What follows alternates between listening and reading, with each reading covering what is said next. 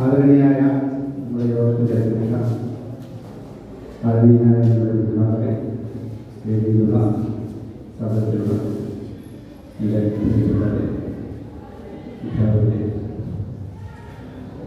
മുഖ്യ പ്രഭാഷണം എന്ന് പറയുമ്പോൾ നമുക്ക് ഇഷ്ടമില്ലാത്ത കാര്യമാണ് പ്രഭാഷണം. വായന മരിക്കുന്നു എന്നാണ് ഇപ്പോൾ പലരും പറഞ്ഞത്. വായന മരിക്കാത്ത കുറേ കാലമാണ്. ഈ വായനയിൽ നമ്മളെ അടുപ്പിക്കാൻ വേണ്ടി, നമ്മളെല്ലാം വായിപ്പിക്കാൻ വേണ്ടി നാടുകളിലെ ഗ്രന്ഥശാലകൾ സ്ഥാപിച്ച ഈ ഗ്രന്ഥശാല പ്രസ്ഥാനത്തിന് തന്നെ തുടക്കം കൊടുത്ത പ്രിയൻ പണിക്കർ സാറിൻ്റെ ഓർമ്മകളിൽ നിന്നുകൊണ്ട് നിങ്ങളോട് 2-3 വാക്കുകൾ പറയാം കേട്ടോ. നമ്മളൊരു സംവാദമേ ഉള്ളൂ. ഈ എഴുത്തും വായനയൊക്കെ എന്നാണ് പറയുന്നത്. എഴുത്തും വായനയൊക്കെ എന്നാണ് പറയുന്നത്. ഇന്ന് പഠിച്ചൊക്കെ 5000 വർഷങ്ങൾക്ക് മുമ്പ് തന്നെ തുടങ്ങുന്നത് അല്ലയോ? ആദ്യകാലത്തൊക്കെ ഈ എഴുതാനും കഥയൊക്കെ നമ്മുടെ പടമൊക്കെ വരച്ചു കടുവാതിരുന്നുള്ളതിന് കടുവായിട്ട് പഠനം കൊടുക്കും. അത് വികലമായ രീതിയിൽ അങ്ങനെയുള്ള അക്ഷരത്തിന് യൂണിഫോം അക്ഷരം എന്ന് പറയുന്നത് പ്രാചീന കാലത്തില് അന്ന് തുടങ്ങിയ വായനയാണ് ഇന്ന് വരുന്നത്. അതുകൊണ്ട് പെട്ടെന്ന് തന്നെ മരിക്കാൻ പറ്റുന്ന സാധനമല്ല. ആണോ? മരിക്കരുത്. മരിക്കാതിരിക്കാൻ നമ്മളെല്ലാം പ്രതിജ്ഞാബദ്ധരായിരിക്കും കേട്ടോ. പക്ഷെ വായനയുടെ രീതികൾ മാറി, തലങ്ങൾ മാറി. ഈ ഇന്നത്തെ നിങ്ങളെ ഏത് തലമുറ ഇപ്പൊ എപ്പോഴും കേൾക്കുന്ന ഒരു വാക്കാണ് ജെൻസി. നിങ്ങൾ ജെൻസിയാണ്. 2012 അതിന് ശേഷമുള്ളവരാണ് അല്ലേ? 2012 ശേഷമുള്ളവർ എന്താണ്? അതിന് മുമ്പുള്ളവരാണ്. അത് മുമ്പുള്ളത് അതിന് ശേഷമുള്ളവരാൾക്കാരായിരിക്കും. എന്തുവായി ജെൻസി? എനിക്കറിയാൻ വേണ്ടിയൊരു കാര്യം അതുകൊണ്ട് നിങ്ങളോട് ചോദിച്ചു. എന്തുവായി ജെൻസി? എന്തുവായി കാണാൻ? ഞാൻ ജെൻസി പറയുന്നത് നമ്മുടെ വായനയായിട്ട് കണക്ട് ചെയ്തത് പറഞ്ഞു കേട്ടോ. വായന ഓരോ കാലഘട്ടം കഴിയുമ്പോൾ അതിന്റെ രീതികൾ മാറുമെന്ന് പറയുന്നു. വായന ഉൾക്കൊള്ളുന്ന രീതികൾ മാറും, വായന തന്നെ മാറും. ഈ ആദ്യകാലത്ത് പേപ്പർ ഉണ്ടായിരുന്നു. ഈ എഴുത്തിന് വേണ്ടിയുള്ള പേപ്പർ എവിടെ? ചൈനയിലല്ലേ? ആണോ? ഇത് നമ്മളെ മക്കളെല്ലാം ആഗ്രഹിക്കുന്ന ഒരു കാര്യം. ആദ്യകാലത്തൊക്കെ എഴുതുന്ന എവിടെ അറിയോ? ആദ്യത്തെ എഴുത്ത് തുടങ്ങിയ ചൈനയിൽ തന്നെ പാപ്പറസ് എന്ന് പറയുന്ന ഒരു ഇല എടുത്ത് അതിൻ്റെ ചുവടുകളിലായിരുന്നു എഴുതിക്കൊണ്ട്. അതിനകത്തുനിന്ന് ക്രിസ്തുവിന് ശേഷം ആദ്യത്തെ നൂറ്റാണ്ടൊക്കെ ആയപ്പോഴത്തേക്ക് ഇവർ കുറച്ചുകൂടെ വിദ്യ ഡെവലപ്പ് ചെയ്തു. ഈ പേപ്പറിനെയൊക്കെ അരച്ച് വടച്ച് പരത്തി പൾപ്പാക്കി പരത്തിയെടുത്ത് ഒരു സാധനം ഉണ്ടാക്കിയാൽ അതിൽ എഴുതാൻ ചില കാര്യങ്ങളുടെ നിറമൊക്കെ പെരുത്തി എഴുതാമെന്നും വായിക്കാമെന്നും കണ്ടു. അങ്ങനെയാണ് പേപ്പറിന്റെ ഉത്ഭവം. ഇന്ന് നമ്മൾ പുതിയ കാലത്തേക്ക് വരുമ്പോൾ പേപ്പർ ഇല്ലാത്ത കാലത്തോട് വിട്ടുകൊണ്ടിരിക്കുക. നമ്മുടെയൊക്കെ സർക്കാർ ഓഫീസുകളൊക്കെ ഇപ്പൊ പേപ്പർ വേണ്ട, എല്ലാം ഓൺലൈനാണ് അല്ലേ? അപ്പൊ ഈ വായന അന്നതിനെ തുടങ്ങി, എഴുത്ത് തുടങ്ങി. നമ്മുടെ പ്രാചീന ആൾക്കാർക്ക് എങ്ങനെയാണ് എഴുതി? നമ്മുടെ രാമായണവും മഹാഭാരതവും ഒക്കെ എഴുതി വെച്ചെങ്ങനെയാണ്? എങ്ങനെയാണ്? ഓലയിലൊക്കെ എഴുതി ഒരുപാട് കാലത്തിന് ശേഷമാണ്. അതിനു മുമ്പ് ഈ അറിവുകളെ വായിലൂടെ നമ്മള് പാമ്പടിയായിട്ടാണ്. അതിനായി നമ്മുടെ ഭാഷയൊക്കെ പഠിക്കുമ്പോൾ ആദ്യം ഉണ്ടായത് പദ്യമാണ്. പദ്യമാകുമ്പോൾ ചിലപ്പോൾ ഓർത്തിരിക്കാനും പാടിയെടുക്കാനും വരും. അങ്ങനെ ഈ ശ്ലോകങ്ങളിലാണ് നമ്മുടെ ശാസ്ത്രവും അറിവും വിജ്ഞാനവും എല്ലാം ഉണ്ടായിരുന്നത്. അത് ഒരു തലമുറ അടുത്ത തലമുറയ്ക്ക് വരും, അതിനടുത്ത തലമുറ അതിനടുത്ത തലമുറയ്ക്ക് വരും. ഇങ്ങനെ പല വഴിക്ക് വരുമ്പോൾ ഇതിനകത്തു നിന്നൊക്കെ ഒരുപാട് കിട്ടും. നിങ്ങളൊരു ഗെയിം കളിക്കുമല്ലോ, എല്ലാവരും കൂടെ കൂടി ഇരുന്ന് ഒരറ്റത്തു നിന്ന് ഒരാളോട് വാചകം പറയും. ഇത് പാസ് ചെയ്ത് വരുമ്പോഴത്തേക്ക് വേറെ. പക്ഷെ എഴുത്ത് കണ്ടുപിടിച്ചത്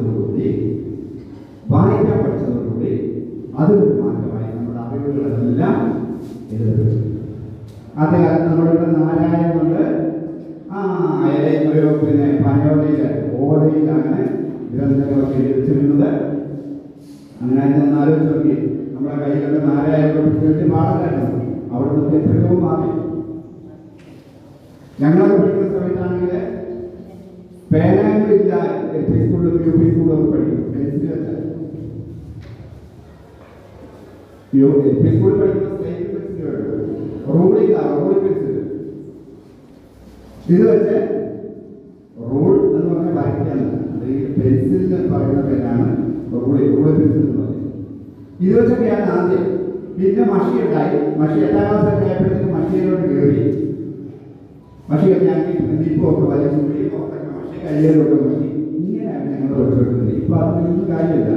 നമുക്ക് എഴുതാം, എറിയാം, അത്രയും പേരാണ് ഞങ്ങൾ ഉപയോഗിക്കുന്നത്. അങ്ങനെ എന്ത് പറയുന്നത് ഇംഗ്ലീഷില്? Use and throw. അങ്ങനെ ഒരു കാലഘട്ടത്തിലേക്ക് പോകും. ഞാൻ ഈ ജെൻസിയിലോട്ട് വരും. എന്ത് ഈ ജെൻസി എന്ന് പറഞ്ഞാൽ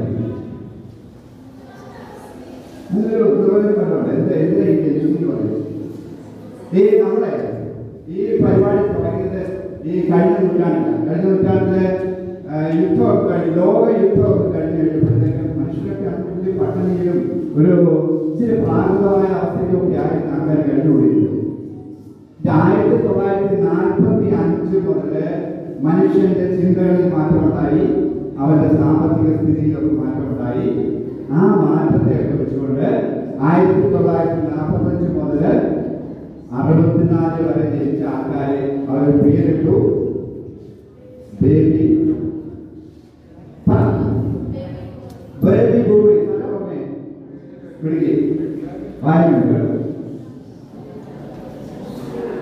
നമ്മുടെ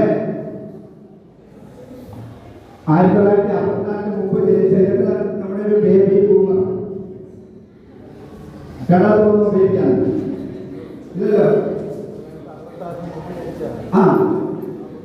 അതിന് മുമ്പ് ജനിച്ചവരാണ് ബേബി ബൂമർ എന്ന് പറയുന്നത്. അതായത് 45-ല് 2ാം ലോകമഹായുദ്ധത്തിന് ശേഷം 64 വരെ ജനിച്ചവർ, 65-ന് ശേഷം ജനിച്ചവരാണ്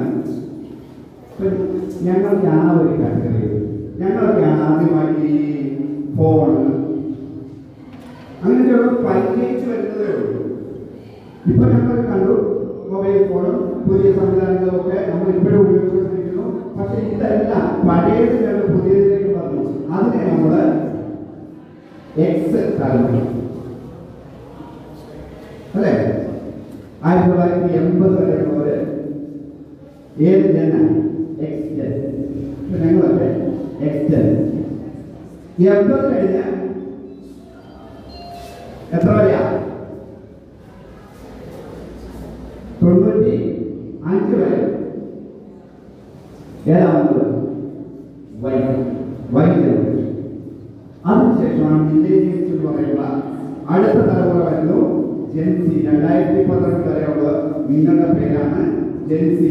ഈ ജെൻസിയുടെ പ്രത്യേകത എന്ന് പറഞ്ഞാൽ നിങ്ങൾ ജനിച്ചപ്പോൾ മുതലേ മൊബൈൽ കാണുന്നു, കമ്പ്യൂട്ടർ കാണുന്നു, ആധുനിക സംവിധാനത്തിലേക്കാണ്. ഈ നേരത്തെ പറഞ്ഞ ഈ ബേബി ബൂമർമാരുണ്ടല്ലോ, ഇവരെ ജനിച്ചത് പഠിപ്പിക്കില്ല. അമ്മമാർക്കൊക്കെ അന്നൊക്കെ ഇഷ്ടപ്പെട്ട പിള്ളേരില്ല. അമ്മമാർക്കൊക്കെ പ്രസവവേദന വരുമ്പം ഹോസ്പിറ്റലിൽ കൊണ്ടുപോകത്തില്ല. നമ്മുടെ നാട്ടിൽ ഒരു മിഡ്വൈഫ് ഉണ്ടാകും. കേട്ടില്ലേ? ഇതൊക്കെ നിങ്ങൾ അറിവുകൾ. ആ വയറ്റാട്ടി, ഈ വയറ്റാട്ടിയെ കൊണ്ടുവന്നിട്ടാണ് പ്രസവിപ്പിക്കുന്നത്. ഞങ്ങളുടെ തലമുറ ആയപ്പോഴത്തേക്ക് ആശുപത്രി പോകാറുണ്ട്. ആ തലമുറയ്ക്ക് മൊത്തത്തിൽ ഈ എഴുത്തും വായനയിലും കമ്പ്യൂട്ടറിന്റെ അറിവ് മാത്രമല്ല, മൊത്തത്തിലൊരു മാറ്റത്തിലൂടെയാണ് കടന്നു പോകുന്നത്. വൈക്കമൂലത്തിന്റെ കഥയൊക്കെ ഈ കഥകളൊക്കെ വായിക്കുമ്പോഴേ ചുമ്മാ തമാശ ജീവിതമായിട്ട് മാത്രം പോരാ, അതിനകത്തും ചില അർത്ഥങ്ങളുണ്ട്. അതിനകത്തൊരു സ്ത്രീ പ്രസവിക്കാൻ കിടക്കുമ്പോഴേ വയറ്റാട്ടി വന്നു. വയറ്റാട്ടി വന്നപ്പോൾ ഇവര് കേട്ടിട്ടുണ്ട് അന്ന് സാങ്കേതിക വിദ്യയൊക്കെ ഇങ്ങനെ വന്നുകൊണ്ടിരിക്കുക. എക്സ് തലമുറയിലെ സാങ്കേതിക വിദ്യ വന്നുകൊണ്ടിരിക്കുക. പലയിടത്തും ഡോക്ടർമാർ വന്നിട്ടാണ് അമ്മമാർ പ്രസവിക്കുന്നത്. ഇവർ പറഞ്ഞു എനിക്ക് ഡാക്ടറെ കൊണ്ടുപോകാം. ഇവന്മാർ പറയുന്നതോ ഡാക്ടറെ കൊണ്ടുപോകാം. ഇവർ പറയും നിങ്ങളെ ഡോക്ടറും വേണ്ട, വൈദ്യാർത്ഥികളുണ്ട് അല്ലേ, അങ്ങ് പ്രസവിച്ചോ. അവര് അമ്മ പിടിച്ചിട്ട് പോവാം, പേരോട് പോയവാ ഡോക്ടറെ കൊണ്ടുപോകാന്ന് പറഞ്ഞ് അന്നാ ഒരു കരയിൽ ഒരു ഉമ്മയുടെ ചിത്രം ഒരു കഥയിൽ. അവസാനം ഡോക്ടറെ വിളിച്ചോണ്ട് എവിടെ വേണ്ടിയിട്ട് പ്രസവിക്കാൻ തയ്യാറാകുന്നില്ല. അപ്പോഴത്തേക്ക് അടുത്ത് വന്നപ്പോഴത്തേക്ക് ഇവര് ഡോക്ടർ വരുന്നതിന് മുമ്പ് അവരെ പ്രസവിക്കും. അങ്ങനെ കഥയാണ്. ഇതൊക്കെ ഒരു കാലഘട്ടത്തിന്റെ സാങ്കേതിക വിദ്യയുടെ പരിണാമത്തിന്റെ കഥകളാണ്. എക്സ് തലമുറയിൽ വന്ന് ഞങ്ങളുടെ കാലഘട്ടത്തിലൊക്കെ വന്നതാണ്. പിന്നെ അത് കഴിഞ്ഞ് നമ്മുടെ കുഞ്ഞുണ്ണി മാഷ് പറഞ്ഞ പോലെ ഇപ്പം പ്രസവിക്കുന്നൊന്നുമില്ല. ഉണ്ടോ? കുഞ്ഞുണ്ണി മാഷ് 2 വരിയിൽ ഒരു കവിത എഴുതിയിട്ടുണ്ട്. പണ്ടൊക്കെ പേരാണ്, ഇന്നൊക്കെ ഈറാണ്. എല്ലാവരും മനസ്സിലായത്? അങ്ങനെ ഒരു തലമുറയാണ്, യന്ത്രവൽക്കൃത തലമുറയാണ് നമ്മുടെ ജെൻസി. അപ്പൊ ജെൻസിക്ക് വായന, നിങ്ങളൊക്കെ വായിക്കും, വായിക്കല്ലേ? വായിക്കണം. രാവിലെ പത്രം വായിക്കണം. ഇല്ല, സ്കൂളിൽ നിന്ന് വായിപ്പിക്കില്ലേ? സ്കൂളിൽ സ്ഥിരമായിട്ട് പത്രം വായനയ്ക്കുള്ളതായിരുന്നല്ലോ. ന്യൂസാണ്, ചാനലാണ്. ഇപ്പോഴും ന്യൂസ് കാണുന്നുണ്ട്. ഈ ജെൻസി എന്ന് പറയുന്നത് തന്നെ കാലഘട്ടം മാറുമ്പോഴും ന്യൂസ് എന്ന് പറയുന്നത്, വാർത്ത എന്ന് പറയുന്നത് സത്യസന്ധമായിട്ട് നമ്മളെ അറിയിക്കാനുള്ളൊരു മാധ്യമമാണ്. പക്ഷേ നമ്മുടെ ചാനലുകളിൽ എന്തുവാണ് നടക്കുന്നത്? വൈകുന്നേരം 1 മണിക്ക് ചർച്ച, ഏതെങ്കിലും ഈ നാട്ടുകാർക്ക് ആർക്കും വേണ്ടാത്തൊരു വിഷയം എടുത്ത് ഏതെങ്കിലും സ്ത്രീ വിഷയമോ അല്ലെങ്കിൽ മന്ത്രിമാരെ എവിടെയെങ്കിലും സമ്പത്തുണ്ടാക്കുന്നതിന്റെ കാര്യമോ ഒക്കെ പറഞ്ഞ് 1 മണിക്കൂർ ഒരാവശ്യവുമില്ലാതെ അതിനിടയ്ക്ക് മാധ്യമം എന്നൊക്കെ പറയുന്നത് അന്തസ്സോടെ ഒരിക്കൽ പറയും എന്താ പറയാ കുഴപ്പമിരിക്കുന്നത്, മറ്റൊരു പറയും കുഴപ്പത്തിന്റെ അപ്പനാണ്. ഇതൊക്കെ പറയുന്നത് വാർത്താ ചാനലുകളാണ്. ആ തരത്തിൽ മാറിയിരിക്കുന്നത് നമ്മളെന്തോ ചാനലിനകത്ത് വായിക്കാനാണ്. അപ്പോഴും നമുക്ക് ആസ്വദിക്കാവുന്ന ഒന്നാണ് വായന, പുസ്തക വായന. ഇപ്പോ നിങ്ങൾ ഇവിടെ വന്നപ്പോഴേക്കും ഓരോ പുസ്തകം അല്ലേ, എന്തിനു തന്നെ നിങ്ങൾ വായിക്കാതെ ഞങ്ങൾക്ക് തരും. ഞാൻ ആ പുസ്തകം കണ്ടു. എൻ്റെ കൂടി അധ്യാപകനായ പ്രയാം രാധാകൃഷ്ണൻ എഴുതിയ പുസ്തകമാണ്. സന്തോഷം. ഓരോ പുസ്തകം കിട്ടുമ്പോഴും നമുക്ക് സന്തോഷമുണ്ടാകും. വായിച്ചെങ്കിൽ മാത്രമേ നമുക്ക് എവിടെയും കിട്ടാം. നമുക്ക് അറിവ് കിട്ടാൻ ഒരുപാട് മാർഗങ്ങളുണ്ട്. ഈ പറഞ്ഞ പോലെ മൊബൈലിനകത്ത് തന്നെ ഈ ഒരു എഴുത്തുകാരുണ്ട്, അമേരിക്കൻ എഴുത്തുകാരി സിമോൺ ഡി ബുവർ. ആ എഴുത്തുകാരി പറഞ്ഞൊരു കാര്യമുണ്ട്. ഞങ്ങളൊക്കെ അടുക്കളകളിൽ ജോലി ചെയ്ത് ആ ഉപകരണങ്ങളുമായിട്ട് ഇടപഴകി ഞങ്ങൾ ആ ഉപകരണമായിട്ട് മാറി. ഈ ബാഹ്യലോകമായിട്ട് യാതൊരു ബന്ധവുമില്ല. അവിടെ നിന്ന് എഴുത്തും വായനയൊക്കെ കൊണ്ടാണ് നമ്മൾ വികസിച്ചത്. ലോകത്തോട്ടിറങ്ങിയത്. ലോകത്തോട്ടിറങ്ങി ലോകം ഡെവലപ്പ് ചെയ്തു. ലോകം ഡെവലപ്പ് ചെയ്ത് ജെൻസിയിലും ആത്മാവിലും എന്ത് ചെയ്തു? ഈ വികസനം പുറത്തോട്ടിറങ്ങുന്നതിന് അകത്തോണ്ടായി. വീട്ടിൽ ഒരു മൊബൈലിന്റെ അഡിക്റ്റായിട്ട് നമ്മളെല്ലാം മാറി. ഈ മൊബൈലിൽ കുഴപ്പമുണ്ട്. മൊബൈൽ യൂസ് ചെയ്ത് മൊബൈൽ നമ്മളാണ് യൂസ് ചെയ്യുന്നത് അല്ലേ? നമ്മൾ യൂസ് ചെയ്ത് അവസാനം മൊബൈൽ നമ്മളെ യൂസ് ചെയ്യും. നമുക്ക് അതിനകത്ത് മോനെ ഈ ആധുനിക സംവിധാനത്തിൽ ജീവിക്കുന്നവർ വായിക്കുന്നവർ മാത്രമേ രക്ഷപ്പെടുന്നുള്ളൂ. ഉന്നതങ്ങളിലേക്ക് പോകുന്നത്. അതിന്റെ ബെസ്റ്റ് എക്സാമ്പിളാണ് നമ്മുടെ മുഖ്യമന്ത്രി. നമ്മുടെ മുഖ്യമന്ത്രി വി ഡി സതീശൻ. നിങ്ങൾ വി ഡി സതീശനെ കുറിച്ച് വായിച്ചോ? ഒരു ദിവസം മിനിമം 1 മണിക്കൂർ വായിച്ച് ഏറ്റവും തിരക്കുള്ള, നമ്മളെക്കാളൊക്കെ തിരക്കുള്ള ഒരു മനുഷ്യനാണ് വി ഡി സതീശൻ. അതുകൊണ്ടാണ് അദ്ദേഹത്തിന് കേരളത്തിൽ വിളിക്കാൻ പറ്റുന്നത് അല്ലെ? അദ്ദേഹത്തിന്റെ പ്രവർത്തനങ്ങളൊക്കെ അത് പ്രതിഫലിക്കുന്ന അതുകൊണ്ടാണ്. അതുകൊണ്ട് വായന നമ്മളെ എവിടെ എത്തിക്കും? സമൂഹത്തിന്റെ വി.ഡി. സതീശൻ ഈ ഞങ്ങളുടെ എക്സ് തലമുറയാണ് അല്ലേ? എന്നാലും അദ്ദേഹത്തെ നിങ്ങൾ ഇപ്പം വിളിക്കുന്നത് കൂട്ടി അല്ലേ? ഇങ്ങനെയൊക്കെ കാണിച്ചാൽ കുടുംബത്തേക്കെന്ന് അറിയുന്നില്ല, ഞങ്ങൾക്കറിയില്ലേ? അപ്പോ അങ്ങനെ നമ്മൾ അത് വായനയിലൂടെയാണ് അദ്ദേഹം അറിയുന്നത്. അപ്പൊ നമ്മുടെ ഈ മൊബൈലിന്റെ ഒരു അഡിക്ഷന്റെ കാര്യം പറഞ്ഞാല് മൊബൈലിനകത്ത് ഒരു പ്രശ്നം പറഞ്ഞ അടുത്ത കാലത്ത് ടീച്ചർമാർ പറയുന്നത് പരാതിക്ക് പ്രധാനപ്പെട്ട ഒരു പരാതിക്ക് നിങ്ങളെ കുറിച്ച് കേട്ടോ, ഒരു പാരഗ്രാഫ് വായിച്ചിട്ട് അതിന്റെ അർത്ഥം എടുക്കാൻ പറഞ്ഞ പല കുട്ടികളും പരാതി. ഒരു പാരഗ്രാഫ് വായിച്ചിട്ട് അതിന്റെ അർത്ഥം മനസ്സിലാക്കിയെടുക്കാൻ അത് നിങ്ങളുടെ ആരുടെയും കുറ്റമല്ല. നമ്മൾ ജനിച്ച ആയതുകൊണ്ട് നമ്മൾ വളർന്നു വന്നത് മൊബൈലിനകത്തൂടാണ്, മൊബൈലിന്റെ അഡിക്റ്റുകളാണ്. ഭക്ഷണം കഴിക്കുമ്പോൾ മൊബൈലിൽ നോക്കാം.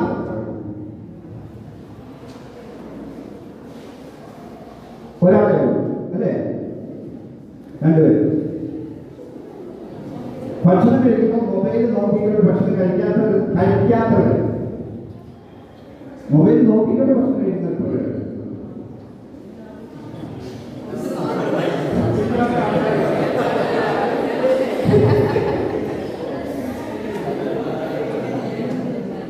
ശീലമായിട്ട് മൊബൈലിന്റെ കുഴപ്പമാണ്. മൊബൈൽ നമ്മളെ വീട്ടുകളെ നിങ്ങളുടെ തലമുറകളെ മാത്രമല്ല, ആൽഫായെയും ജെൻസിയെയും മാത്രമല്ല, ഞങ്ങളെ വീട്ടുകളെ എൻ്റെ സുഹൃത്തുക്കളെ എന്നോട് വളരെ ഇതായിട്ട് പറയാം. രാവിലെ രാത്രിയാകുമ്പോഴേ ഈ ഓരോ കാര്യങ്ങൾ നിങ്ങൾ സ്ക്രോൾ ചെയ്തു. ഇപ്പോൾ ഇതിനകത്ത് വരുമല്ലോ ഓരോ വീഡിയോസും, ചെറിയ ഷോർട്ട് വീഡിയോസ് മാത്രമേ ഒന്ന് കണ്ടു കഴിഞ്ഞാൽ നമുക്ക് ഉറങ്ങാം എന്ന് വെച്ച് കഴിഞ്ഞാൽ ഇത് നടക്കത്തില്ല. ഒന്ന് കണ്ട് അടുത്തത് കണ്ട് അതൊരു അനുഭവം നമ്മളെ പിടിച്ചിരിക്കുന്ന ഒരു സംഭവം അല്ലാത്ത നമ്മുടെ ഇൻട്രസ്റ്റുകൾ ഈ മൊബൈലിൽ അറിയാത്ത നമ്മുടെ ഇൻട്രസ്റ്റുകൾ ഒന്നുമില്ല. ഈ ആധുനിക സംവിധാനം എന്ന് പറയുന്നത് ഈ നമ്മൾ മൊബൈലൊക്കെ ഉപയോഗിക്കുന്ന ഞങ്ങളൊക്കെ ചിലപ്പോൾ എന്തെങ്കിലും ഒരു കാര്യം പറയുകയായി മൊബൈലുമായിട്ട് ബന്ധപ്പെട്ട മൊബൈലിലൂടെ അത് പറയുന്നത് തമിഴ് എന്താണ് പറയാം, ഒരു വസ്തു കച്ചവടമുണ്ട്, വസ്തു മേടിക്കണം അല്ലെങ്കിൽ ഇന്ന ബിസിനസ് നടത്തണം എന്ന് പറയുമ്പോൾ തൊട്ടടുത്ത ഇതിനകത്ത് ഇതിന്റെ പരസ്യങ്ങളാണ് നോട്ടിഫിക്കേഷൻ. അതെങ്ങനെയാണ്? അതാണ് ഈ നമ്മുടെ ഫോൺ ഓഫ് ചെയ്ത് വെച്ചാലും ഇത് ക്യാച്ച് ചെയ്യുന്നുണ്ട്. പുറത്തുള്ള ശബ്ദങ്ങൾ നമ്മൾ എന്താണ് പറയുന്നത് ക്യാച്ച് ചെയ്യുന്നുണ്ട്. അതിനനുസരിച്ച് നിങ്ങളുടെ ഫേസ് അനുസരിച്ചുള്ള സാധനം തരാനുള്ള കഴിവ് ഈ മൊബൈലിനുണ്ട്. നമ്മൾ അടിക്കാതിരിക്കുമോ?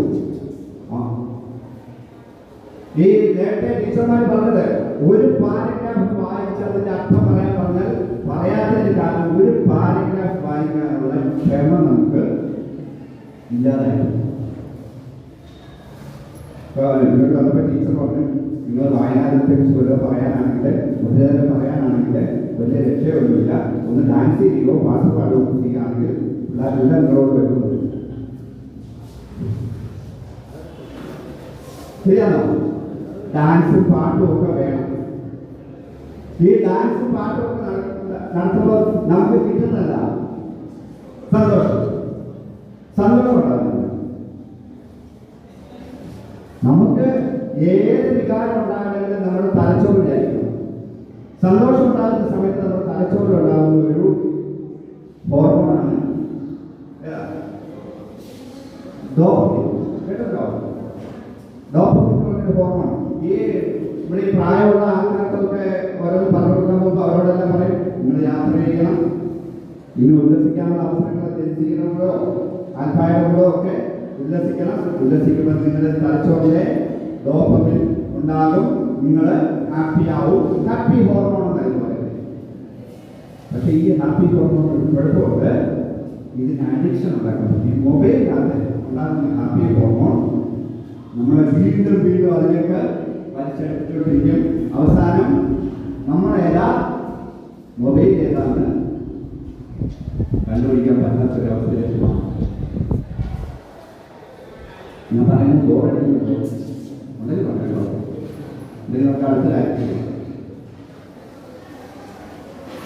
അങ്ങനെ വരാതിരിക്കാനാണ് വായന മരിക്കാതിരിക്കുന്നതിന്റെ ആവശ്യം.